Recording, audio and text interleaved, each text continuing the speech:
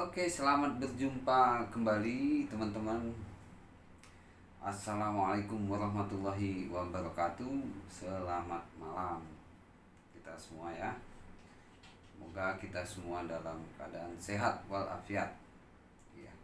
Kembali berjumpa lagi dengan channel yang sangat keren, cadas ini ya. Channel yang membuat orang semua jadi geram gitu. Ya, jadi nggak kapok-kapok channel membuat orang geram gitu, karena memang kita inginkan mengungkap fakta-fakta yang terjadi di lapangan gitu ya. Kali ini masih seputar kasus yang terjadi di Lampung Selatan terhadap salah seorang pelajar dari Lampung Timur ya. Kabar terbaru yang kita dapatkan, polisi telah menangkap atau mengamankan dua pelaku yang mengakibatkan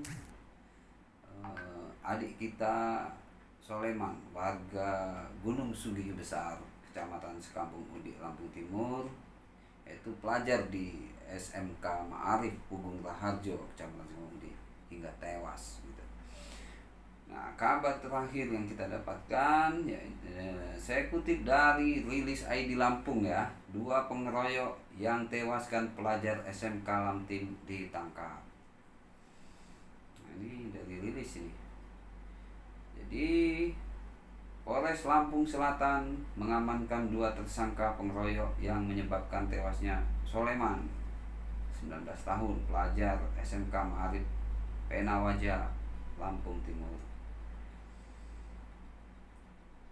Ya, dua orang sudah kita tangkap, pasal 170 Kitab Undang Hukum Pidana Pengeroyokan, ujar Kapolres Lampung Selatan AKBP Edwin, Selasa 30 November 2021. Selain dua orang tersebut, Polres Lamsel masih memburu 3 orang lainnya yang diduga ikut terlibat dalam aksi pengeroyokan tersebut. Saksi yang sudah kita periksa 6 orang. Dari situ yang sudah kita amankan 2 orang. Yang sudah kita buktikan 1 orang, 1 lagi dalam proses pembuktian, bebernya. Ia berharap para pelaku lainnya dapat menyerahkan diri. Jika tidak, polisi akan melakukan upaya penjemputan secara paksa. Untuk nama-nama pelaku pengeroyokan kita sudah dapat 5 orang, 2 sudah di tangan, 3 masih di luar. Harapannya 3 orang ini menyerahkan diri saja. Ingatnya, ini kata Kapolres Lampung Selatan AKBP Edwin. Jadi ya, kita cukup apresiasi ya, bolehlah apresiasi kepada polisi telah melakukan upaya dengan ini mengamankan 2 pelaku yang ikut serta dalam pengeroyokan hingga meninggalnya adik Soleman ini. Namun begitu, kita tetap akan terus melakukan upaya-upaya untuk terus mendorong pihak kepolisian mengungkap kasus ini agar terbuka begitu, dengan bisa diusut dengan tuntas para pelaku yang ikut serta dalam pengeroyokan ini. Karena di sini saya baca tidak ada Kapolres Lampung Selatan mengungkapkan apa peran-peran dari si para pelaku yang sudah diamankan ini.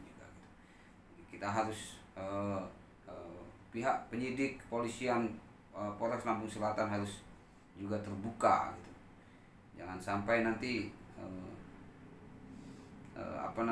menimbulkan juga kecurigaan bagi kita yang ada di Lampung Timur ini, bahwasanya penyidikan oleh teman-teman kepolisian tidak transparan gitu.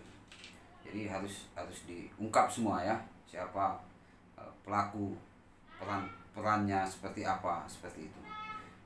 Nantinya ini semua juga bisa menenangkan keluarga maupun warga Lampung Timur. Begitu ya teman-teman. Saya juga sempat turun ke lapangan, yaitu di Desa Sindang Sari, Kecamatan Tanjung Bintang, Lampung Selatan. Pada saat saya ke lokasi bersama tim, kami tidak mendapatkan satu respon yang positif dari aparat pemerintahan desa maupun dari warga di sana. Padahal kami datang ke sana untuk mencari informasi supaya berita yang simpang siur selama ini bisa menjadi lebih terang benderang seperti itu. Sewaktu kita datang ke sana, seluruh rumah warga itu tutup. Tidak ada warga yang ada di lokasi itu. Bahkan ketika ada salah satu rumah yang ada satu penghuninya gitu, kita datang, mereka langsung masuk gitu. Kebetulan pada saat kami berada di lokasi tepatnya di mana adik kita Sulaiman itu terjadinya tragedi itu, salah satu warga yang lewat sempat kita tanya, memang telah dari pengakuan warga tersebut memang telah dikondisikan bahwasanya warga untuk kalau malam hari untuk mematikan seluruh lampu dan siang hari untuk tidak mendekat di lokasi, apalagi kalau ada jurnalis atau wartawan yang datang untuk tidak memberikan komentar. Salah satu pegawai yang ada di balai desa, waktu itu kita juga datang ke balai desa di Sindang Sari, ada satu staf yang jaga di situ. Mereka juga mengatakan bahwasanya persoalan ini mereka tidak berani bicara karena sudah diserahkan ke aparat kepolisian. Jadi silahkan tanya langsung ke aparat kepolisian. Namun sayangnya dari awal kami ingin meminta konfirmasi kepada pihak kepolisian, yakni Kapolsek Tanjung Bintang, mereka tidak mau menjawab. Nah, ini yang kita sayangkan, kurang responsifnya teman-teman kepolisian di Tanjung Bintang dalam merespon konfirmasi yang dilakukan oleh wartawan. Padahal ini adalah sesuatu yang sangat penting ya. Ketika seorang wartawan mendapatkan sebuah data di lapangan, tentunya menginginkan satu perimbangan berita agar berita itu tidak menjadi simpang siur, karena aparat kepolisian dalam hal ini adalah pihak yang berkompeten untuk memberikan sebuah klarifikasi atau statement, keterangan yang berharga tentunya untuk bisa di-share ke publik, dan itu supaya tidak menimbulkan sebuah pertanyaan besar di masyarakat atau menimbulkan berita yang hanya sepihak, kurang berimbang. Jadi kita berharap teman-teman kepolisian, bukan hanya yang ada di Tanjung Bintang ya, tapi juga semua di Lampung Timur, di Provinsi Lampung semua gitu. Apabila ada peristiwa-peristiwa seperti ini, kita berharap ketika jurnalis atau wartawan ingin melakukan konfirmasi, segeralah direspon agar berita ini berimbang dan bisa secepat mungkin tidak menimbulkan hal-hal yang tidak kita inginkan untuk semuanya. Kita semua berharap bahwa wilayah daerah kita ini aman, damai, dan tentram. Kita semua tidak menginginkan adanya bentrokan ataupun adanya perselisihan antar warga.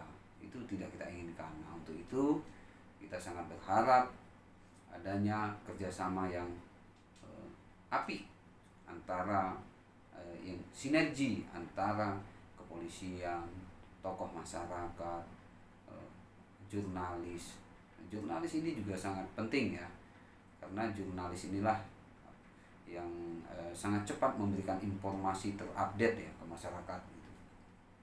Jadi kalau kita bisa bekerja sama dengan apik, tentunya ini akan menimbulkan akan berdampak positif juga bagi masyarakat semua.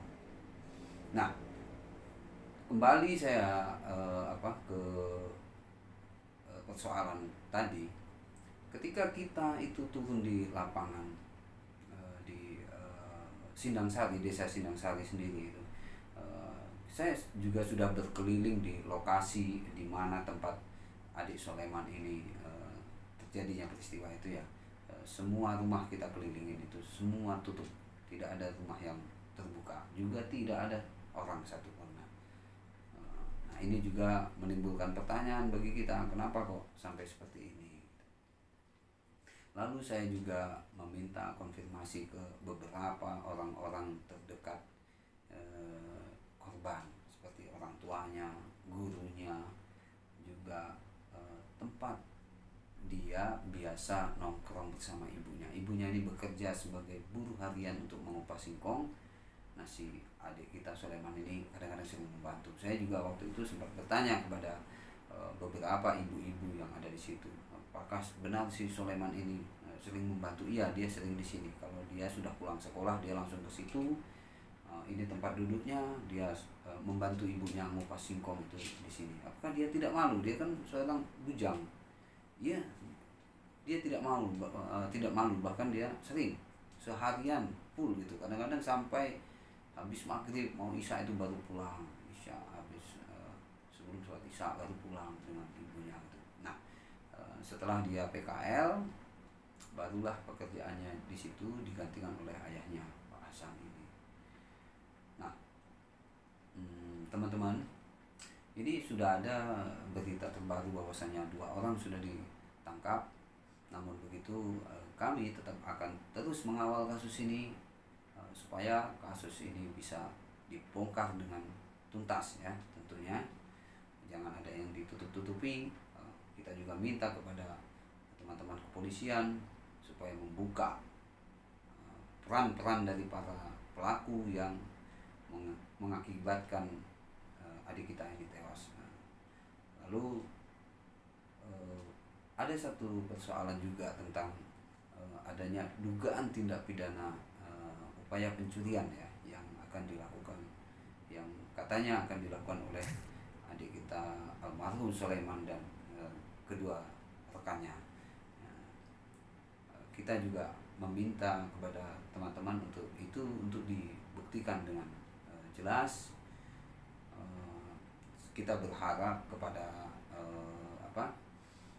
pihak-pihak yang ada di Lamtim, keluarga yang ada di Lamtim, supaya ini lebih jelas adik kita yang diduga melakukan tindak pidana ini nantinya bisa kooperatif, menyerahkan diri juga ke bisa mendatangi undangan dari pihak Polres Lampung Selatan supaya ini nanti lebih terang benderang gitu.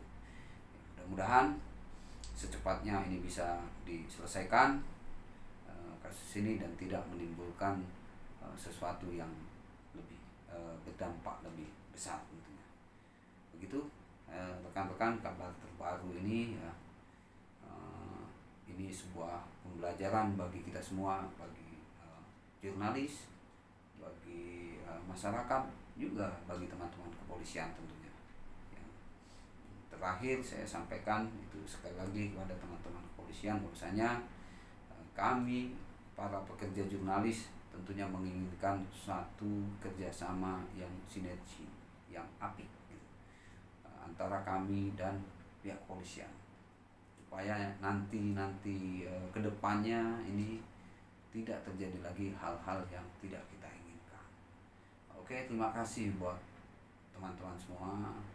Kita berdoa, berharap bersama-sama semoga ini cepat selesai tuntas. Terima kasih, selamat malam untuk kita semua.